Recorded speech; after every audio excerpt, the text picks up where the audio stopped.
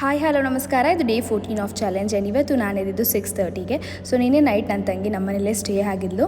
ಅದಕ್ಕೆ ಬೆಳಗ್ಗೆ ಅವಳನ್ನ ಇರಿಟೇಟ್ ಮಾಡ್ತಾ ಹೆಪ್ಸಿದಾಯಿತು. ನ್ಯೂ ಇಯರ್ ಕಾರಣ ನಮ್ಮ ಮನೇಲೇ ಇದ್ಲು. ಆ್ಯಂಡ್ ಇವತ್ತು ನಮ್ಮ ಆರ್ಗನೈಸೇಷನ್ಲಿ ಪಾಟ್ಲಾಕ್ ಹಾಗೆ ಸೀಕ್ರೆಟ್ಸ್ ಅಂತ ಮಾಡ್ತೀವಿ.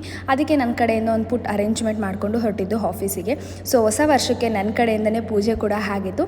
ಇದೇ ಥರ ನಮ್ಮ ಡಿಪಾರ್ಟ್ಮೆಂಟಲ್ಲಿ ಅವಾಗವಾಗ ನಾವು ಈ ಥರ ಪುಟ್ಟದಾಗಿ ಈವೆಂಟ್ ಮಾಡ್ತಾ ಇರ್ತೀವಿ. ಸೊ ನಮ್ಮೆಲ್ಲ ಗಿಫ್ಟ್ಸ್ ಕೂಡ ರೆಡಿಯಾಗಿತ್ತು, ಹಾಗೆ ಎಮ್ಮಿ ಫುಡ್ ಕೂಡ ರೆಡಿಯಾಗಿತ್ತು. ಆ್ಯಂಡ್ ನನಗೂ ರಿಸೀವ್ ಆಯಿತು ನನ್ನ ಒಂದು ಗಿಫ್ಟ್. ಸೊ ಚೆನ್ನಾಗಿತ್ತು ಎಮ್ಮಿ ಫುಡ್ಡು. ಹೊಟ್ಟೆ ತುಂಬ ಊಟ ಮಾಡಿಕೊಂಡು ಟೈಮ್ ಸ್ಪೆಂಡ್ ಮಾಡಿ ಚೆನ್ನಾಗಿ ಎಂಜಾಯ್ ಮಾಡಿದ್ವಿ.